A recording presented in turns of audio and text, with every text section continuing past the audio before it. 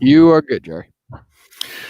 Well, it looks like we're going to skip right over Thanksgiving. We'll have little gatherings under 10, and we're not going to sing. No singing for Thanksgiving, and we're going to move right ahead and take Christmas away, too. No more Christmas. That's from Jake Tapper and his buddy, Dr. Anthony Fauci. We'll ask the question, who is listening to Fauci and Tapper? Who is listening to these people anymore? We know they're all a bunch of hypocrites.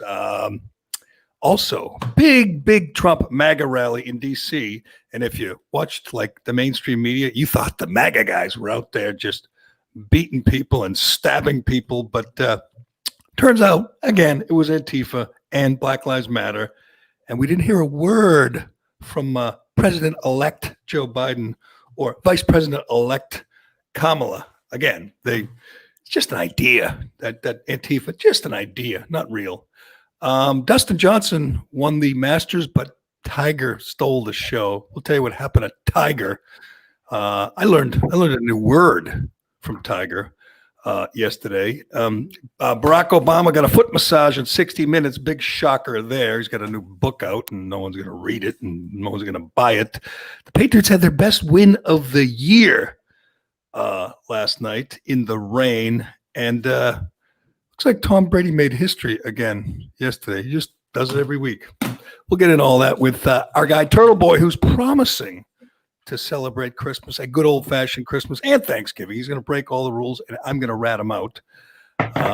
But we'll get into all that today on the Callahan Podcast, brought to you by DCU. Do you love your car but hate your car payment? No problem. Refinance your car today with DCU, and they could help lower your monthly payment, lower your interest rate, or both. Applying is easy, and their loan experts will help you find the loan term and the payment that fits into your budget. Get out of that high-rate loan and get the interest rate and the payment you deserve from DCU. Learn more and apply today at dcu.org/refinance. Insured by NCUA. Membership required. All right, Cullinane's here, and Turtleboy is here. How many people are coming over for Thanksgiving, Turtleboy? As many as we can fit. Lots of different families, no masks. Huh? Lots of different families, no masks, nothing. We're doing literally no preventative, work whatsoever. No masks allowed? No, it's strictly banned in this household. It is kind of funny, though, every day. I thought, we all thought once we got to election day, it would change, and the virus it's not that bad, and we don't really have to lock down, and it just was a way. It was clearly part of the plan all along. It was the reason we had mail-in voting, which is the reason we now have a president-elect Joe Biden. They rounded up all the lazy people who didn't want to go vote in person, and they got them to check the box, and they probably put it in the envelope for them and licked the stamp and everything else for them. And it got Biden like millions of votes from lazy, apathetic people. But to be honest with you, I thought by now we'd be asking, whatever happened to that virus? But it's just the opposite. It's getting worse.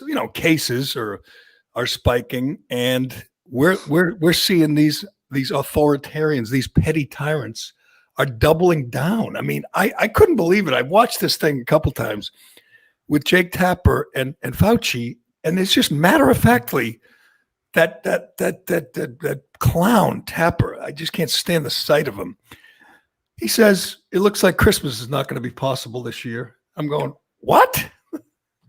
Sure thing. We've got to get the vaccine. It's got to be deployed, and we can't abandon fundamental public health measures. You can approach a degree of normality while still doing some fundamental public health things that synergize with the vaccine to get us back to normal. So not until the second or third quarter of 2021, though. Christmas is probably not going to be possible. Yeah, well.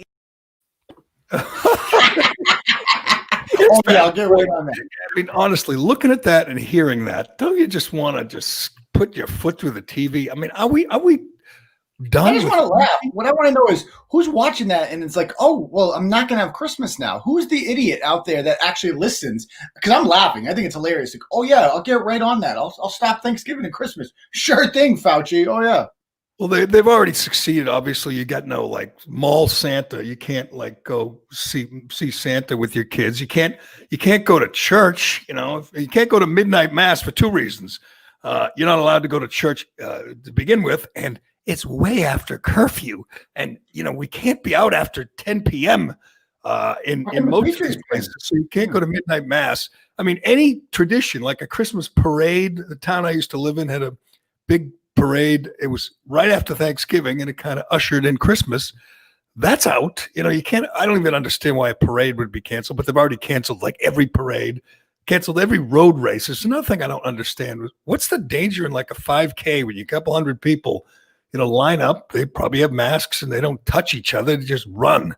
Can't have those. And it's another thing, by the way, that's you might help with this obesity epidemic, which is part of the problem, but you close gyms, cancel road races, you leave McDonald's open and the liquor store open, but you close all the gyms. But just listening to Fauci talk, I'm like, could Donald Trump just do this for us? Just fire this little troll, just get this over. I know he'll be back. When first thing Biden will do is hire him back and have a whole new list of new rules and regulations. But can we just get rid of this old man? I'm so tired of his voice. He's actually talking. I saw this, talking about washing your hands and wearing a mask. And he says in this interview that we're going to have to wear masks even after there's a vaccine, even after everyone's vaccinated. And it's a thing. Because there's a 5% chance it might not work, Jerry. Right. And which so is you multiply the 5% by the 0.001% chance that you had to actually die from this. And then what are your odds of dying? I mean, these people are insane until there's literally a 0.000% chance of getting any sort of illness whatsoever. You must stay home. This is what we've become. This is madness. Absolute madness. I mean, obviously, he's hoping the vaccine doesn't work because he wants to be useful, and he wants people to stay. He wants to be on TV. And I ask this all the time, and I'm dead serious. Why isn't he required to retire? Why are teachers again and firemen and people in most walks of life when they're 80 are retired? You got this guy who's in this very important post that millions of people listen to, or at least they used to. And he's 80, and it's like, okay, we're done here. It's time for you to go home and play with your great grandchildren. I mean, why are you in this very important post? What are you talking about? Retired? That's 5 years older than they should be living, according to what's his name? Yeah, the guy who's going to be on the task force with him. Yeah, Ezekiel Emanuel thinks you should have wandered into the woods and died by now, Fauci. So really, it's at some point.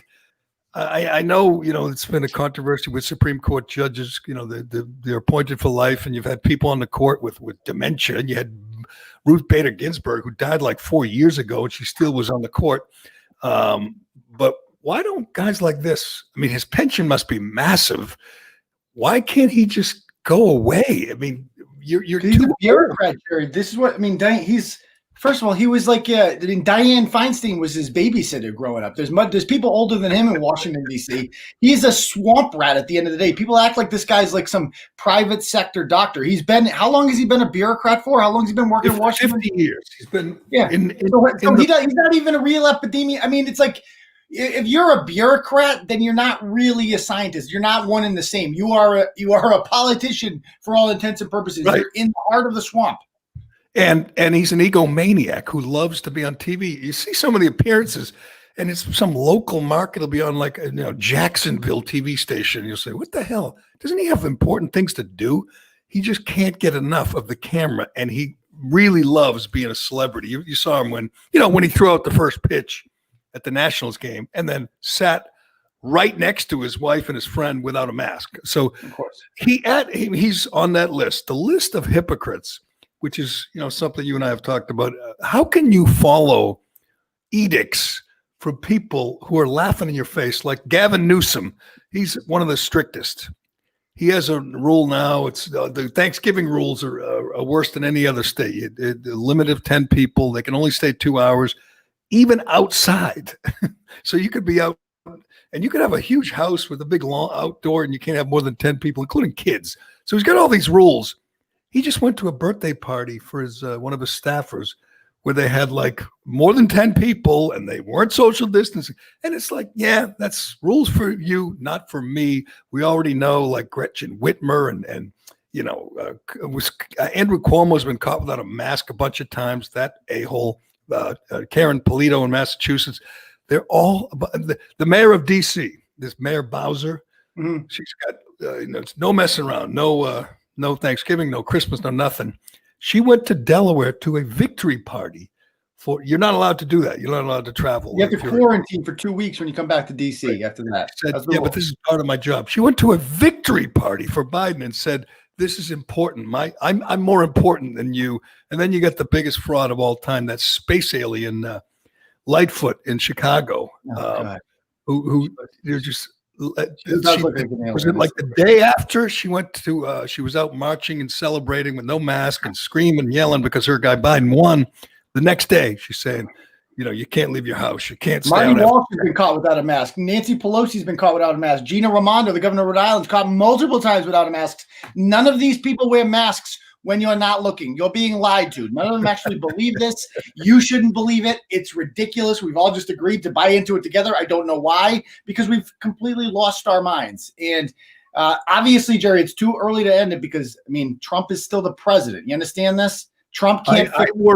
I worry about this, though, because the difference between like May and June and now is you can go out all day, Turtleboy, in Boston, all day, walk around, bike, run, whatever. You won't see anybody without a mask. Little kids, old people on their bikes by themselves. I joked about it in the spring, like people are going to put them on their babies in the strollers, and they are. 2-year-olds with masks. People have completely gotten in line, fallen in line.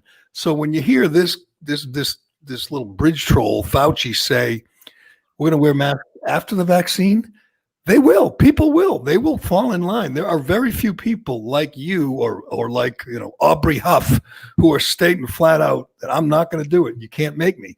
Most people are just the opposite. They're vigilant and they will call the cops. They'll call that snitch line on you for not falling in line. And I'm feeling like this is going to be permanent. We're going to have a vaccine. The virus is going to go away. And people like Fauci, he'll be 100 years old saying, you're going to wash your hands and social distance. And, oh, man, I'm tired of it, but I have a feeling it's not going away. Yeah. And you know what? The police, Jerry, need to stop with this nonsense. Let me just say this right now, because the people that are against the lockdown are the same people who had the police's back during the hardest time of their lives. Okay. Like never has America turned against the police more than they did last June. Okay. And right. The people that are against lockdowns are the same people who had their backs. And like, for instance, over the weekend, the Cohasset police decided to go on Facebook and brag that they busted up a party with 20 kids underage drinking. And the parents were home, by the way, allowing this to happen. Now, normally, the big story there would be, why are parents allowing underage drinking in their house? That seems problematic. Nope, that's not the story. The story was, Jerry, they weren't wearing masks. And now, as a result, the public schools are going to have to close because 20 kids at a party. You're basically making these 20 kids who did nothing wrong except being kids. Like, let's be honest, they went to a party. That's what high school kids do. And now you've basically put them on a pedestal and say, go, villainize them. They're the bad guys. They're spreading disease. They're killing your grandma. It's so irresponsible. Shame on the police for participating in any of this. How are you supposed to drink with a mask on? Underage drink. How does that work? You got to use. Well, Jerry, if you know by now from the dining restaurant rules, if you take the mask off to drink or eat, you cannot spread the virus. That's right. That's what Gavin Newsom insisted in California. You have to put the mask on between bites of your Thanksgiving meal with your 3 friends as you sit social distanced apart. We knew this a while ago. They're coming for Christmas. Jake Tapper, I believe is Jewish, by the way. What does he care if they don't have Christmas? Fauci goes right along with it. Says, no, we got to get rid of Christmas. They love it. And here's the problem when I was thinking that Biden, once the goal was achieved and Trump was beaten, they would just move on. But Biden is one of those people, and certainly Kamala, that just love the control. They can't wait to have the control. you see him riding his bike with his mask on again? I mean, you look like an idiot when you ride a bike with a mask on. Can we just be honest? Performative. It's performative. They're only doing it because the camera's around. That's it. Right. And you'll see he'll get caught because he's so scatterbrained. He'll get caught, many times without a mask or without social. And you really think Biden's going to go cold turkey and stop sniffing hair? I mean, he can't do that. No way. He's probably doing it already. I mean, it is going to be comical to see him in the White House. That's the only. I'm coming around. I'm not coming around. I shouldn't say I'm coming around. It's still heartbreaking to think that the country wants to embrace, this far left cabal, which we're doing, by the way. Biden's just a figurehead. We've been through this.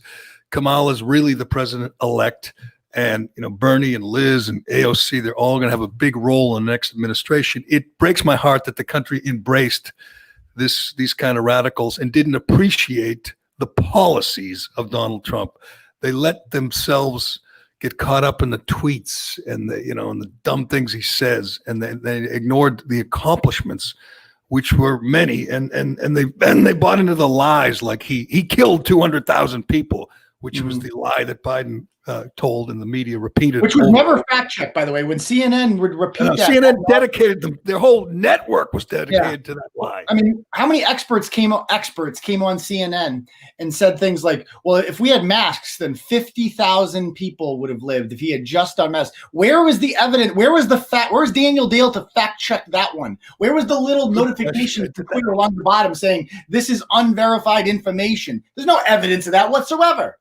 That's a good question. And to me, should have been the most outrageous thing. And you're right. If it was the other way around, if this happened under Obama, they would never allow someone to say Obama killed 240,000 people. I mean, Biden flat out said it was like the day before the last debate, and he said those 200,000 people, they'd be alive today if it weren't for Donald Trump. I'm like, where was the evidence of that? Where's what about the hundreds of thousands in Europe and Asia and Mexico and Brazil? Did he kill them too, you idiot? I mean, it was so outrageous and over the top, but that they were all in it together. The goal was defeat Trump, accuse him of murdering 200,000 people, when we all know that many more would have died under a President Biden or a President Hillary. Many more would have died. Fauci was making the predictions of 2 million at one point, which was just pulled out of a hat by this, TV personality. But to me, the one thing that's going to is never going to stop, annoying me, I got to admit, is just the corruption of the media. If you watch the coverage of this MAGA rally in DC, and I understand these people, they hate America, they hate Trump, they hate MAGA. And they are, thrilled that their guy got elected, and they will sit there and apologize or ignore Antifa and Black Lives Matter and say, don't believe your lying eyes. This is a problem. Was the Proud Boys or these white supremacists. And they just lie every time there's these clashes. I mean, I saw a headline in the Boston Globe this morning that said, I forget the number, dozens of arrests at Trump rally. That's the headline, at the Trump rally. The Trump people were well behaved as always. They're not violent. They love America. Did you see the one? Sure. The poor boys were there. The poor boys. Well, good. Somebody's got to fight back when these Antifa scum start fighting. And there's a great fight. Ideas can't fight, Jerry. What are you talking about? A couple of great videos. One where all the MAGA people start singing the national anthem. Antifa were like throwing stuff at them and screaming at them. So all the MAGA people just started singing the national anthem. That was beautiful. But even better, and this was part of the lie, was a woman, an Antifa woman, which is, I'm making quotation fingers because you can never tell with these Antifa people. If you've seen the mugshots, there are just some crazy looking individuals, all often very confusing. You can't even match the names with the faces, and they all look like, you ever see the faces of meth when you have the before and after from meth addicts? Have you ever seen that? And they look like, these all look like the after photos in the faces of meth. Yeah, yes, and way after. Speaking of a couple of handsome guys like you and me, we can do that. We can ridicule their appearances. But so there's a video of a Antifa woman who got knocked out, and she's right out cold in the street. And initially, when you saw the picture, I saw a few tweets saying, "Oh, this was what MAGA did. They hit a woman. This is what these MAGA dirtbags did. They beat up a woman or Proud Boys." I don't forget who they blamed it on. A few hours later comes the video from, I forget who, Andy No or Elijah Shea, one of these, the last of the real reporters in America, Drew Hernandez. There's a handful of reporters left in America, and they all kind of work for themselves. They carry a cell phone and they go to these things. And right. So they find out later there's a video, and I'm sure you can find it, Dave. But the Antifa chick has a knife and she's waving it at them, and the guy knocks her out. It's beautiful, but they start yelling, blade, everyone, and she's literally got a knife and she's holding it up. And he just knocks her out cold, and it's a wonderful thing. That's what I would call street justice. Literally, she's gone out on the street. Let's go! Let's go, kids! Go! Do something! I don't see your mom. Let's go!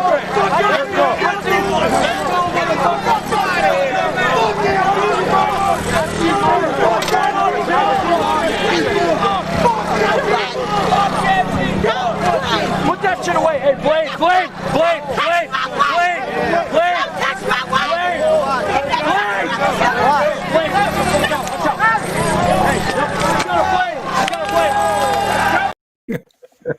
I think, is that a bike helmet he hits her with?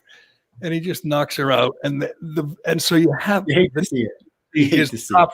The cops come to check on her and give her aid. This defund the cops, militant, radical Antifa dirtbag is waving a knife around, and she gets knocked out. And as usual, the media lies about it and said this was a MAGA guy who knocked a woman out, a woman who's got a blade, and she's waving it in his face, and he just boom knocks her out. And that was a little bit of street justice, but it was. I mean, there was dozens of video of MAGA people, and as we talked about before we started recording, some of them brought their kids. Which leave your kids home. Let's be honest. You're going in where anytime you gather and you have the red hat and a Trump flag or an American flag, and you do something as provocative as sing the national anthem, you're inviting these Biden supporters, these Antifa people, these BLM people, to attack you. That's how it works. I'm sorry, but they're violent. And I took a lot of shit for this weekend, Jerry, for saying the same thing, because congressional candidate Rayla Campbell was down there with her kids, and the video actually went viral on the Daily Caller of her, it looks essentially being attacked, her family being attacked, what it looks like being attacked by these Antifa scum, whatever. And don't get me wrong, Antifa are scum, but they are the constant that's out there that you have to know is out there. And whether or not they're scum or not, nobody's debating that, but they are there. And don't bring your kids to that. That's like saying that, well, me in 1862 would say, well, I can't take my kid to Gettysburg on a nice Saturday afternoon without getting shot by a Confederate. Yeah, it's unfortunate, but it is what it is. Leave your kids at home. They don't like Donald Trump. They don't understand the concept of Donald Trump. They just like you, and they want to please you, but it's really not about you. So please just leave your kids at home. That's all. Right. It's like when they see there'll be kids at a pro-choice rally, and there'll be some 8-year-old girl saying, my body, my choice, or something. I'll be like, why is a kid involved in this? Kids shouldn't be even taught what abortion is at that age. Forget it. Forget out there protesting in support of it. But I would say this, you could do it during the day. You're probably not going to have much of a problem. But when it's at night, you saw some of the video of families being attacked by these Biden supporters with their black hoodies and their masks. Here's the problem is they've been emboldened. Their guy won. Their guy, the president-elect, denies they even exist. So they're emboldened. They're going to continue to attack anyone who's got an American flag or supports Donald Trump in any way. They're not going away. BLM's not going away. They went. BLM has over $1 billion in the bank. They have like $1.6 billion. No one knows where it is or how it's going to be used. But we talk about the Lincoln Project. There's no better grift in history than BLM. They beginning with the label and then using intimidation and blackmail to get people, corporations and celebrities to just give them money And you don't know why. They don't have any office. They don't have any, official staff. They don't have any who's the CEO? Who's the CEO of Black Lives Matter? One of those 3 Marxist women who founded BLM and said, we are Marxists. And, all these Apple and, Twitter and every Microsoft send them millions. Whoever's the CEO of Black Lives Matter should be a billionaire, Jerry, because it is a cash cow. They deserve to be. I mean, they've earned it, quite frankly. Their marketing is fantastic. They got literally everybody to buy into it. They should be rich. If they're a Marxist, it's a damn shame of a grifter, but I'm sure they're not actually Marxists. They should be. Yeah, they were, back in the day. But now that they've come up with this scam, and it's brilliant. I give them credit. Oh, by the way, one of our commenters on Facebook Live points out the family, the mother, might have been a father too, the mother that dressed her kids up like Ruth Bader Ginsburg with that doily thing. Oh, and yeah.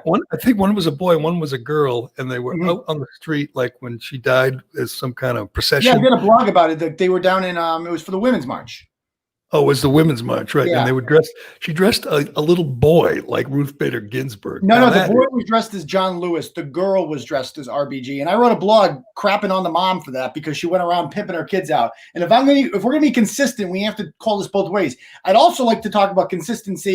4 years ago, Jared, we were mocking people that are doing what the MAGA people are doing right now. We are mocking leftists who could not accept the fact that Donald Trump was going to be their president in 2 months. So they were literally having gigantic rallies, like telling Electoral College, you don't actually have to vote this way, faithless electors. Remember all the things Democrats were talking about to delay the inevitable? And Republicans are doing the exact same thing right now. Well, it's not. I mean, there's a couple of differences. One, there is election fraud. There is voter fraud. We know it. There's just, I don't believe enough of it to swing a state. I love, again, on our media, or our utterly corrupt media, Tucker Carlson, you and I talked about this last week, had a list of dead people who voted in Pennsylvania. That's good. And dead people vote. And as always, they vote for Democrats. Dead people never vote for Republicans. Funny how that works. But he had a list, and I'd say dozens, maybe hundreds of people who died. Some died in like the 1800s, and they're still voting. And what did the mainstream media? They checked into it, and they found one woman who was still alive. He thought it was her husband, but she calls herself by his name, like Mrs. Turtleboy. She uses that, and she's alive, and she voted legally. So the media found out about that. Oh, Tucker Carlson was wrong. This person is not dead. This person's alive. This is the kind of misleading reporting you get from the right. And I'm reading that. And I'm going, wait a second. He said there were like 100 dead people. He gave the names of 100 dead people. Their focus is on the one who's still alive instead of the 99 who are actually dead and voted. So they don't want to cover the voter fraud. They don't want to give it any light, any oxygen at all. But we know, you and I know that these cities, Philadelphia and Detroit and Atlanta, there was rampant voter fraud. Most of it through, mail-in balloting when people that didn't live there or didn't exist or died or whatever, and they filled it out and put it in the mail, and that's. I mean, how many votes did they lose by in Pennsylvania? I don't know the official number, but Rudy Giuliani said this morning that they identified 632,000 fraudulent ballots. Yeah, Rudy Giuliani is doing a lot of talking these days, not much showing. Okay, and things aren't going well in court. I don't know if people are aware of this or they're following. So what? I mean, I love this idea that he's supposed to give up. No. I'm talking about the people out there that are still telling me, like, oh, it's not over yet. Oh, trust me, this is getting thrown out. Rudy's going to come through. He has 600,000 examples of. No, he doesn't, guys. He doesn't. He's full of shit. He's lying to you. He's jerking you along. Stop it. You look ridiculous. Well, I mean, you've seen Kayleigh McEnany with the 230 sworn affidavits. People under penalty of perjury have seen and witnessed voter fraud. That's not enough to swing the state. I'm not saying it is. He's not going to win.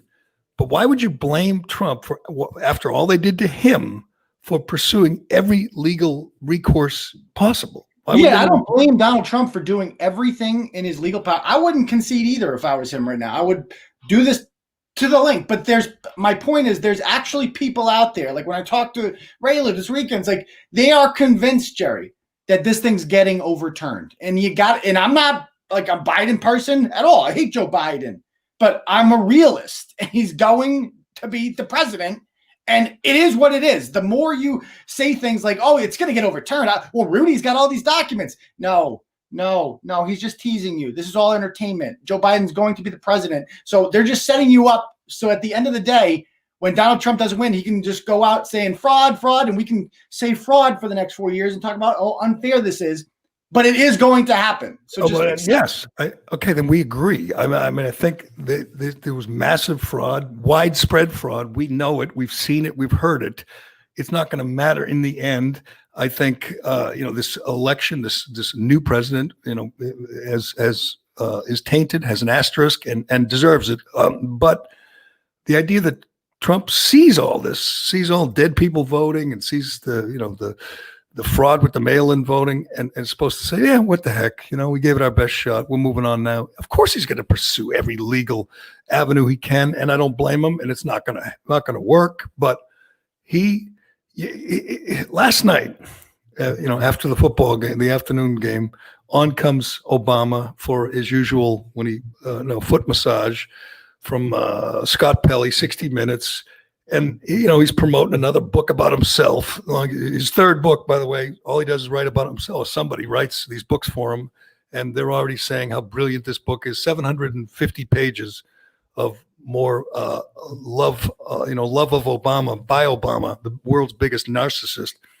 Could you imagine if you had a chance to sit down with Obama and interview him right now? How many good questions you would have about what he did 4 years ago right now?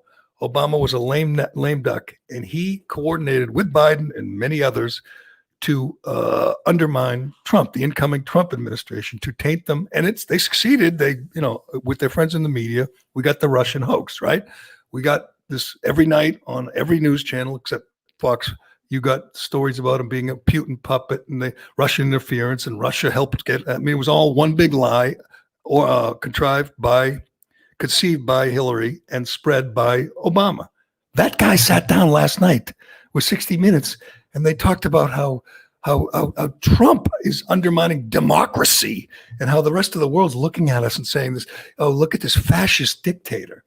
As I tweeted and retweeted last night, Barack Obama wiretapped 20 reporters at the Associated Press. He wiretapped James Rosen from Fox parents. I mean, he used the IRS to go after his enemies. I mean, he was, you want to talk about, authoritarians and dictators and fascists. He was much, much worse than Donald Trump. Hell, Donald Trump can't even get the police in Washington, D.C. to arrest people who are beating up, MAGA families. He's too busy tweeting about how we won, Jerry. He's very, it's like, but this has been the weakness of Donald. I mean, this is what's happening right now in the streets, and it is basically a summation of a lot of I think Trump was a great president. I thought he did a lot of great things. I'm going to miss him a lot. But at the end of the day, he didn't use his power in the ways that the media is making him seem. He should have. Wait till we get that guy. Then things are going to get really bad for the Democrats. Then things are going to get really fun for us. Yes, and I think, as I've said many times, 8 years ago, 8 years ago, I was really bummed out this time 8 years ago, because I was really rooting for Mitt Romney. I didn't realize what a friggin' weasel he was at the time. I liked him. personally, I liked him. I thought he would have been a good president. I was wrong. Because Mitt blew it and lost and didn't fight. Many people have said, he fights harder against his own guys, his own Republicans, than he did against Obama. Just like McCain, they were good little, foils, and they rolled over and let Obama beat them. Anyway, well, it's a good thing Mitt lost. First of all, he would have sucked. And secondly, we wouldn't have gotten this Trump era, this disruption, this great reawakening. And I think you're right. I think it sucks right now that this bumbling, senile old man is actually going to ascend to the throne. But we'll have some laughs. Watching him and Kamala, and 4 years from now, doesn't it feel like he's a lame duck already? He hasn't even taken office, and he's already a lame duck. She's just a terrible candidate, a terrible personality. Yeah, 4 years from now, Party rejected her. That's true. Right. Black voters like Liz Warren more than they liked her. And yet we keep hearing about how she's the first black female president and blah, blah, blah. Is it really something to celebrate if going into it, the requirements were you must be black and female? All she did was beat out a handful of other black female people. And she did, like, literally, when you eliminate all the white and male competition, it's a little bit easier to become whatever you're trying to become. And when you get past the president, which is hard to do, this was a huge victory for Republicans. I mean, you saw them pick up, what is the latest in the House? 12. Picked up 12. New York City, they got one to Staten Island, Jerry. You got a Staten Island Republican congresswoman. They picked up 12 seats, and they didn't lose any. Incumbents, no Republican incumbents lost, and they picked up 12 seats, and every single one of them is either a woman, a veteran, or a minority, or some combination of all three. I mean, it's a great, and obviously, if Republicans win Georgia, we hold the Senate. In 2 years, we take the House back, and in 2 years, I guess 2 years plus, there'll be a Josh Hawley or a Kristi Noem or a Tom Cotton, and everyone. Ron DeSantis, absolutely. I put him on the list. He the best governor I like Kristi Noem. She's good too, but she doesn't run a real state. Like I could be the governor of South Dakota, Jerry. It's not that hard. You just say do whatever you want. Welcome to South Dakota. That's it. I mean, with the governor of Florida, it's one of the biggest states in the country. It's actually complicated. She's cuter than you, though. She's very telegenic. Absolutely. Florida, what he did was amazing. And you contrast it with Andrew Cuomo, who killed tens of thousands of senior citizens with his policies, literally with his order to send people in nursing homes. And you say, the place with all the nursing homes and all the elderly did much, much better than New York. Anyway, whoever it is, and I like all the above, there'll be so much momentum behind them after this experiment with Biden and Kamala just goes sideways, and it will, because, let's be honest, they're going to lock us down. They're going to lock us down. And that might be day one where Fauci and Ezekiel Emanuel and that other idiot Osterholm and Fauci all get together and say, what's the big deal? So we lock it. So you put, hundreds of thousands of businesses out of business. So kids go backwards in school. So what? We got control. Let's lock it down. And that is going to backfire like nothing has ever backfired. There's no tolerance for that. The only people who don't dread the thought of that are just hacks and bureaucrats like Fauci, who don't ever lose a paycheck. Who else is going to turn against Joe Biden, Jerry, is the AOC wing of the party. They're not going to like this. I know we've said that, like, he's this Trojan horse. He's going to bring in socialists.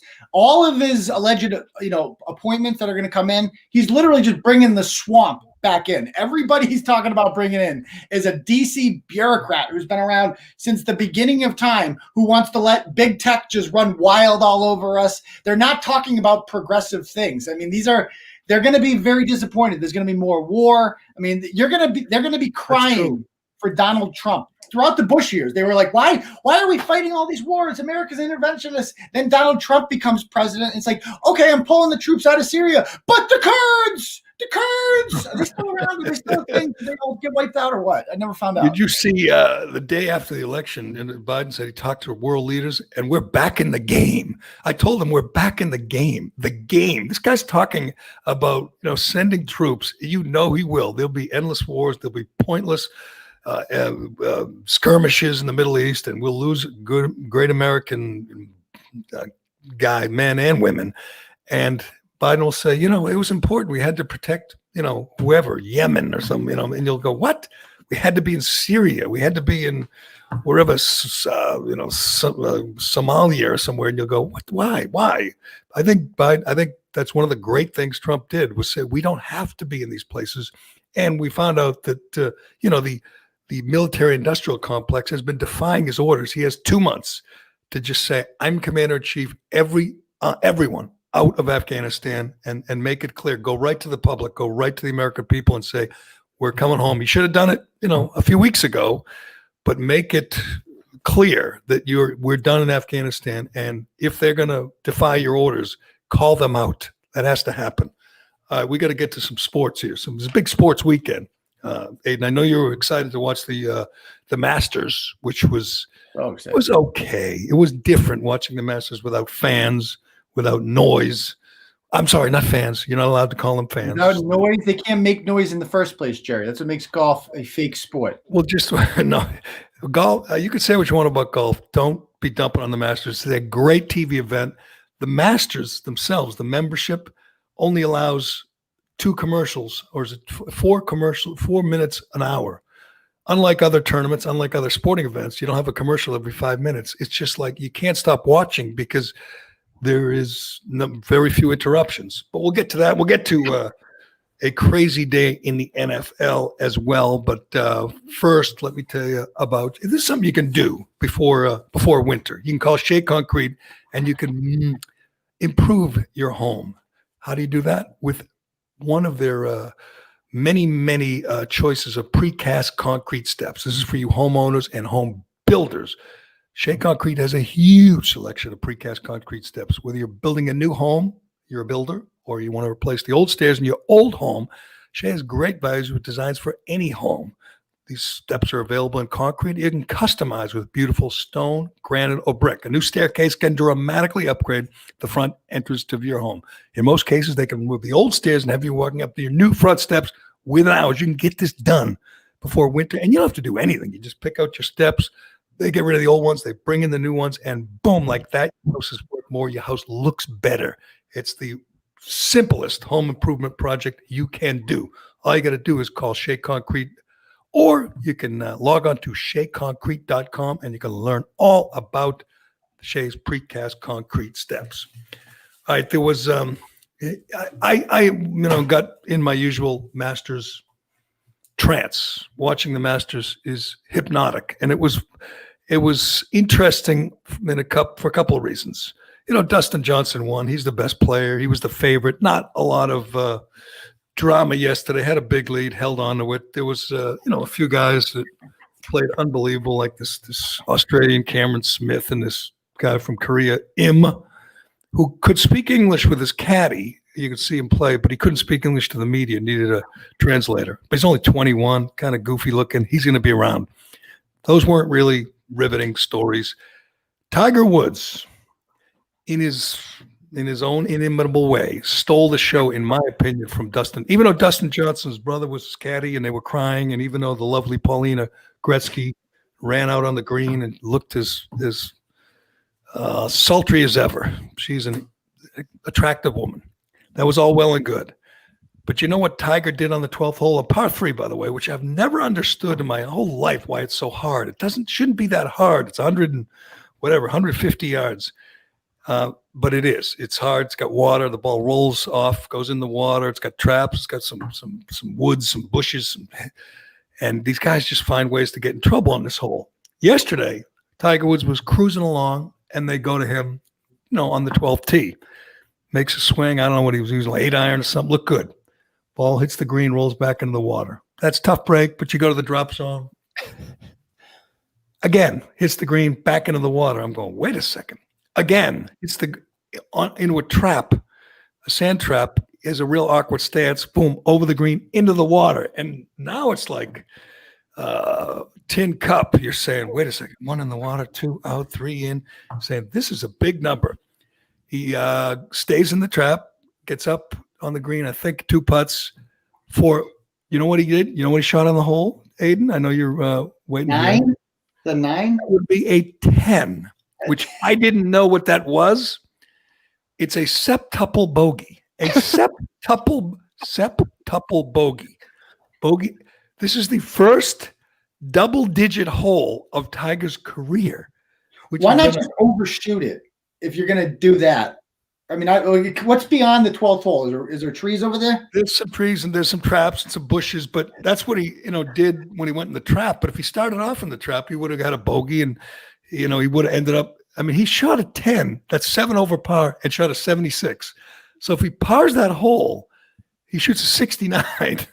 But here's the most unbelievable factoid I read about this. Tiger has played 23,789 holes in his career. 23,789. He's never shot a 10. Never had a 10 on a par 5 or anything. He's never had a 10. This was on a par 3 that he's played 1,000 times. He's won the Masters. What is it, 4 times or 5 times? Yeah, I forget how many. I think it's at least 4. It's at There least should be mini golf rules. Like once you get to a certain number, you just don't go above it. Well, there is, regular people, you don't do that. You just pick up or you get your triple bogey, you move on if you're just a regular person. But this is kind of a big deal. It's the Masters. And it was so unbelievable to watch. But here's the best part, Aiden. I know you were busy making your big plans for Thanksgiving, having, whatever it is, 40, 50 people come to your house without masks. The next 6 holes would be the rest of the tournament, the final 6 holes of the tournament. He birdied 5 of them. Yeah. Everybody was tweeting when he got his septuple bogey. He's just like us. That was tweeted by 100 people. He's just like us. Well, you know why he's not like us? Forget the fact that he's the greatest golfer ever. Because we could all get a 10, and we probably would get a 10, but I would be ruined after that. A normal person, you're a basket case after that. The next hole, you get I'd snap a club over my knee. Yeah, I'd be out of that. Stagger in. But why? It's just golfing. It's something to do. It just rattles you. It rattles you when you have a hole that bad. He turns around and birdies 5 of the next 6 to finish with a 76. I should have the leaderboard in front of me and tell you exactly where he finished. Well, it means so much money. You know what I mean? It's you can make a huge payday. So I guess when we go out there, it just screws up our entire, because that's the only thing we'll remember of the day. So we don't really give a shit at that point. He's going to remember how much money he made at the end of the day. Yeah, how much money did those 10 strokes cost him?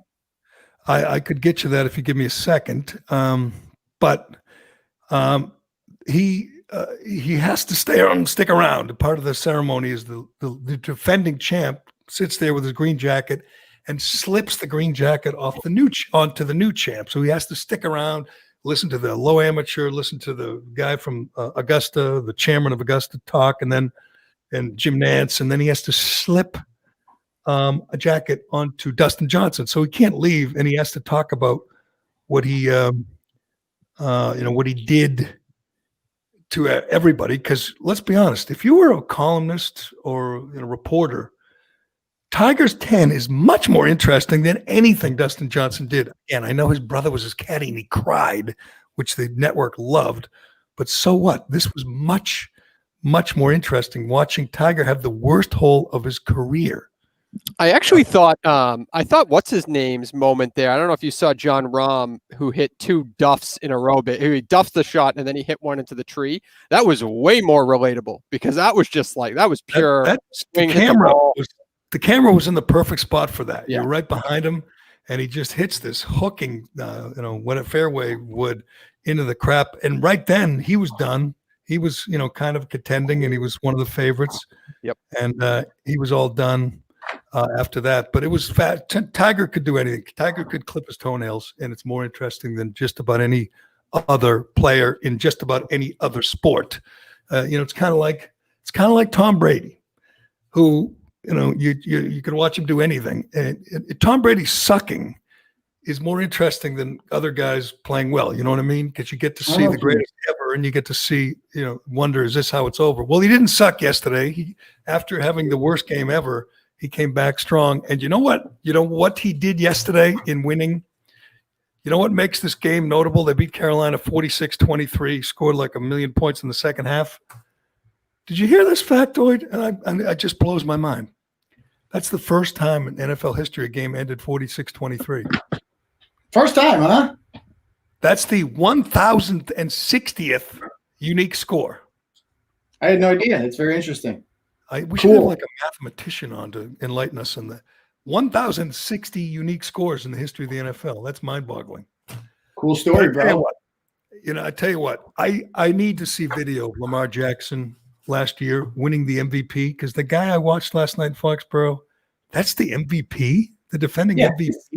I knew they were going to win this game, Jerry. I called it the other night in the live show. People didn't believe me. This is not your father's Ravens team. This is not that good of a team. They got, their 2 losses are to the 2 best teams in the NFL prior to this, the Steelers, who really aren't that good, and the Chiefs. But the Chiefs murdered them. This is not that good of a team. Lamar Jackson, he's already peaked. We've already seen peak Lamar Jackson. It's all downhill from here. He can't throw. he can run, obviously, but that's going to fade eventually. And he's not like a big, like Cam Newton's like a tank when he runs. Like Lamar Jackson is very vulnerable. He's like a impala out there. Like eventually he's going to get snatched up by a lion, and it's not going to be pretty. He's a good runner, dangerous runner, but he looked like he was indecisive all night. And I guess you give credit to the Patriot defense. And did you ever see like guys open? Like he doesn't have guys who get open. He doesn't have wide receivers who have any separation, which makes him kind of like the Patriot wide receivers. I mean, Cam Newton won the game, but he completed 13 passes. He didn't do anything. The best pass all night was thrown by a wide receiver. Jacoby Myers, threw a touchdown pass, and the network was ready with the video of him in high school throwing passes. He has good form. He looks like he was a good quarterback. But I couldn't believe this. Watching this Ravens team, they are undefeated. They were undefeated on the road. They've won 10 straight on the road by an average of 16 points a game. Okay, on the road this year doesn't mean that. That's a good point, but still, that team last night was thought to be a Super Bowl contender. You said that. You said that everybody else. It's the Chiefs and everybody else in the AFC. We're just as competitive as any other team. Like we should have beaten. You look back, like we've become one of those franchises now. I know what it's like to be a fan of any other team now, because you're looking back at all the games you could have won, and there's 3 that stick out. Seattle, they should have won. Buffalo, they should have won. And Denver sucks. Did you see them yesterday against the Raiders? They suck. They suck. It was inexcusable to lose to the Denver Broncos. They should be right now 7-3. Or no, 7-2. Apologize. Who? The Patriots should be 7-2. The only loss is they couldn't beat the Kansas City Chiefs if Cam has corona. And what was the other one that the 49ers, we just got murdered. Well, a week ago, people were talking about tanking for Trevor and getting a top pick and getting a quarterback, which they're too good. Was always ridiculous. They still have the Jets one more time. They have the Texans, and again on the road. But I mean, on the road doesn't matter. You're right. But they have they have some beatable teams, winnable games. I don't know. They're adding 2 playoff teams. What does that mean? What do you have to win to make the playoffs? They're definitely going 8. They're going to go 8. They decided that. I don't know. So it's a good year to have an extended playoff for us because, I was looking at the standings the other day. It's like there's like 8 or 9 teams with a record of 5-3 or better, and then a lot of them won this weekend. The Browns won this weekend. The Colts won this weekend. The Raiders won this weekend. The Dolphins won this weekend. So these teams are all 6-3. So every time we're still like 2 games out of it, I believe. But we get to play the Dolphins again. And we've beaten the Dolphins and the Raiders. They're both 6-2 without the Patriots on their schedule. So this is not like a shitty team. And back for a few weeks ago, we're like, do we replace Cam? The answer is no. The answer is no, because he's still Cam Newton. He can still lead you to wins that Jared Stidham, obviously, you're just waving the white flag with. No, you can. That was never a possibility. There was no way Cam Newton was going to be a backup. I mean, if you did replace him, you would cut him, cut him loose. If Stidham had any promise, but he doesn't. They're going to be drafting a guy, and they're ruining the chances to get a top 5 pick every week. But that was always going to happen. Belichick would find ways to win games, and go whatever 500, and he will. I mean, they're not going to win a Super Bowl, but they're what 4-5 now. They'll go 500. They'll go 500. Yeah, and here I'm watching every week. I watch and wonder if it's finally over. They're running the division. Clearly, it felt that way. Like 24 hours ago when the Patriots were 3-5 and the Bills were whatever they are, and the Bills had the game won, and they lost on the wildest, greatest, coolest, Hail Mary. We call that a Hail Murray now, Turtleboy. It's a Hail Murray. And I've watched this like 6 times, and I blame the defense. I think it's Tre'Davious White who tries to catch the ball. This drives me nuts whenever I see guys do this. You see them do it at the end of the half. They want the pick. Jordan Poyer comes in and jumps over it and tried to grab it, tried to get all flashy. She went right by his hands. If they all were thinking about knocking the ball down, one of those 3 Buffalo defenders would have knocked it down, but they want the pick, even though the game's over, even though it would mean nothing. They want the pick. They want it, to pad their stats. They're not thinking, let's just knock it down. They're thinking it's a Hail Mary. It's not going to, be complete. We're not going to lose the game. They went after the ball. And of course, the best, and if the best receiver in the NFL is right there with him, and he makes the catch. And, give him credit. He makes the catch, but they blew it, as often is often the case with Hail Marys when they work. It's some stupid defender who just doesn't want to knock the ball down. And I'd say that's what Buffalo did. And that's what loser franchises do. Do we still consider Buffalo a loser franchise until they prove us otherwise? I mean, I don't know if that's what loser franchises do, Jerry. Keep in mind, we lost the game to the Dolphins because we put Gronk in at free safety. So I wouldn't call all losers, you know what I mean? Like, I wouldn't quite go there.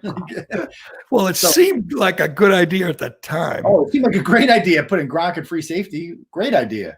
Sure. The Bills are 7-3, so they have a 2.5 game lead on the Patriots. Patriots have a 2-game winning streak. So, they could. The Dolphins have won how many in a row? 5? Dolphins have won 5 in a row. They're 6-3. Flores is your coach of the year.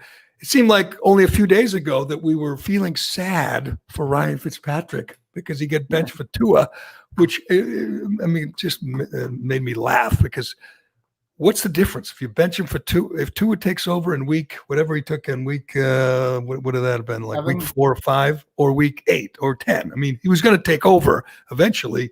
I'm going to guess Brian Flores had seen enough at practice to think this guy's good. Let's get him in there.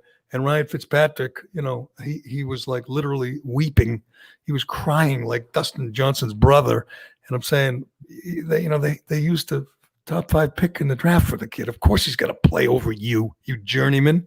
And it's working out okay. It's worked out perfectly. Like Brian Flores has coached that team perfectly. He sat him just for the amount of time Fitzpatrick did what he did. He went 3-3. It couldn't have possibly done a better job coaching that team right now. The fact that they're 6-3, because they're not that. I mean, they have no playmakers. Jerry, who's their best receiver? I thought at the beginning. Remember before the first game, they did a big video. They did the big video about Black Lives Matter and whatever. It's not enough. The owners have to pay more money for Black Lives Matter, and Flores was in the video, and I said that team does not look. That team looks distracted. That team looks like they're all caught up on the social justice crap, and that's not good if you're an NFL team, an NFL coach. But they lost the first. What would they lose to the Patriots by? We smoked them, didn't we? We beat them pretty good. I want to say the first week of the season, 21-11, and I said it's going to be one of those years. But, and Ryan Fitzpatrick was the quarterback, but now they have Tua. Do you ever, when you're watching Red Zone or watching NFL, there's so many good young quarterbacks. There's so many guys, and you say that guy's going to be great for years to come. And then you got, Cam Newton here on a 1-year deal and Jarrett Stidham as a backup. The Patriots, who had the greatest quarterback ever and let him walk, they're kind of missing this party that's going on around the league with all these stud young quarterbacks like Kyler Murray and Tua and Josh Allen, who's fun to watch. He's fun. He's crazy. Josh Allen, you never it's backyard football. It is fun watching him because he's just a tank too. Like you feel he's going to get hurt. He's going to get hurt. Unfortunately, it's the nature of the game because he likes contact. He likes to run. He hangs in the pocket way too long. He lives dangerously. Danny Jones too. Like all quarterbacks, like these white guys can run. I don't know when this started being a thing. White quarterbacks can run. Back in my day, white quarterbacks stood there and got sacked. People like John Elway, Tom Brady. Now it's like the white quarterbacks are all 6'5", and for some reason they can all run fast. It's true. They all. I mean, hell. Look at all the quarterbacks can now with Allen and Mahomes. Who doesn't run? Like, who's a quarterback that doesn't run? Jared Goff. I guess what's his name? Herbert. But he's an athlete. You're right. Jared Goff stands in the pocket. That's not it. Other than that, Darnold. like Sam Darnold can't probably run. I guess I don't know. I'm just looking at all yeah. Phillip Rivers, he's still in. He can't run. Yes, that's true. He can't run. He's perhaps the worst runner ever. He's also one of the most overrated players in NFL history. What the hell is Phil Rivers? People keep talking Hall of Fame with him. What the hell has Phil Rivers ever done ever? Hall of Famer. What has he ever done? Has he ever made the hasn't won, but he's put up Hall of Fame numbers. You know, he passed Dan Marino in whatever it is, yards the other day. Or you could pass Dan Marino in this NFL. It's a different league. There was a reason that Dan Marino was so far ahead of him. All three of those the guys who got drafted in the same class, they're all Eli, Roethlisberger, and Rivers are all going to make the Hall of Fame because, yeah, their products, obviously Eli and Roethlisberger have won Super Bowls, but they're all going to put up these gaudy numbers in the end. And Eli will get in because he's from New York and everyone likes him. That's why he's going to make the Hall of Fame. Roethlisberger obviously is a Hall of Famer, but Rivers is going to have these crazy Hall of Fame numbers when he's done, and he'll take all 12 of his kids and his wife to Canton, and he will be inducted. People like him too, so they'll vote for him. But anyway, we'll do our Hall of Fame, our NFL Hall of Fame talk another day. I know you're into that. Very much. By the way, while I obviously Cullinane has taken a nap again, so I did this while you were talking. Tiger, if he parred that hole, would have finished 13th. He finished 38th. 38. He would have gone from 38 to 13 if he parred that simple little par 3. That's a good chunk of money. How much? I don't understand. Like, so the Masters isn't owned by the PGA. Like, that's something I learned over the weekend. I didn't know that they had like no stake in it. You know what I mean? And that's why all the weird shit happens with broadcasters and television, right? Masters controls everything. They've had CBS as their partner because they don't hold out for the highest bidder. They just say, we're going to do it again with you, CBS. Here are the rules. I saw the most unbelievable factoid. We already know that you're not like Gary McCord. Was it Gary McCord who said that the really fast greens were bikini waxed? It was like they were bikini waxed. He got banned for life from saying that. If you say the back nine instead of the second nine, you get banned as an announcer. And if you say the fans or the crowd instead of the patrons, they will ban you. And I used to hate that. I remember writing columns about all the arrogance of the Masters. And then I learned to appreciate it because, again, not many commercials. And now they used to only have like 2 camera angles on the whole thing. And you never get to see the front nine, never get to see it. And they came around and now there are cameras everywhere. And it's a great TV event. And it's all controlled by the members of Augusta. And God bless them. They don't have a lot of commercials. They don't have a lot of BS. They just have it done the way they want it. And if you don't like it, screw. So I give them credit. But here's the latest. I found this out yesterday. The announcers weren't allowed to say mud ball because it was muddy and wet. And there were a couple of examples where the ball had you could see a little mud on it. There was one with Dustin Johnson where he kept looking at the ball and there was mud on it. And the announcers couldn't call it a mud ball because the Masters wouldn't allow it. I'm going, what? But good for them. If you know what, if the NFL was like that, they'd be getting a lot less money from the networks, but we'd have a lot fewer commercial breaks, and you wouldn't have these endless timeouts. It wouldn't take a half an hour to play the final minute of a game. More leagues should be like the Masters. God bless. Can I say this one more time? I think I said this last major. When the guy's going to win the actual tournament, why are we letting him putt out before the next guy is about? He wasn't supposed to. I'm with you. I mean, it's a little thing, but he only had a 6-inch putt. He should have let the guy, the Korean guy, putt and then finished. But you know what? Dustin Johnson's not a real deep thinker. He's like it's not for him in that moment. You're up by however many shots it was. It's not for you. That's why he's so good. He doesn't think. He's a big dumb, North Carolina boy who's married to Wayne Gretzky's daughter, and we think they have their fun, or they used to. He went away for a while, and the theory was that he was in some kind of rehab, but it was never. I don't think it was ever confirmed. And now, when in the off season, he plays golf with Wayne Gretzky every day. So Gretzky keeps an eye on him. That's how it works. They play every day out there in L.A., and Wayne keeps an eye on his son-in-law. But I'm sure they had a hell of a party last night. He's great. He's an unbelievable player, and he's got no flaws. And congratulations to him. But Tiger overshadowed everything with his 10, with his septuple bogey. And Turtleboy is right. We don't get those. People like us, we just pick it up after 6 or 7 shots on a par 3. You don't go to 10. You say, pick it up, move on. But it was fun to watch. I enjoyed it. I could tell you did too, Turtleboy. Very much so. I didn't watch it once. Did they have to wear masks? No, they didn't, which is weird because there's only a few patrons, the members of Augusta get to go. That was who was watching and cheering, and they all had masks. But like the caddies didn't have masks, the announcers didn't have masks, Jim Nantz didn't have a mask. It's so weird. While some places like the NFL, the Saints are in big trouble because they had a celebration after they won a game in the locker room without masks. They just played for 3 hours without masks, and they're supposed to mask up to go in the locker room and like drink a beer and have a few laughs, and they're going to get fined like millions of dollars because they celebrated without a mask. And you watch the games, and if a coach takes his mask off for 2 seconds to say something, he's in trouble. But he's surrounded by players who have no masks. It's so arbitrary and stupid. I don't know how long. You think. I didn't know. Okay, yeah. It's almost like none of this has made sense from the beginning, but let's just keep doing it. Fuck it. I'm telling you, you'll get out and about. Everyone's doing it. Everyone's like fanatical about Not it. me. Somehow there's no proof that it helps. As I keep asking this question and I can't get an answer, simple question for you, Turtleboy. Maybe you can help me.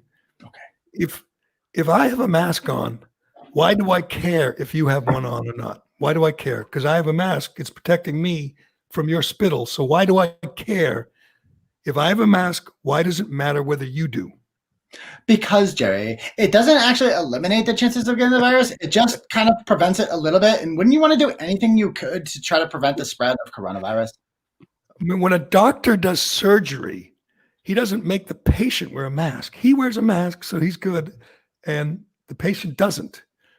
So if I'm in an elevator or in a grocery store in an aisle with you, and I have my mask on firmly, and maybe my goggles or my big plastic face protector, why do I care if you do?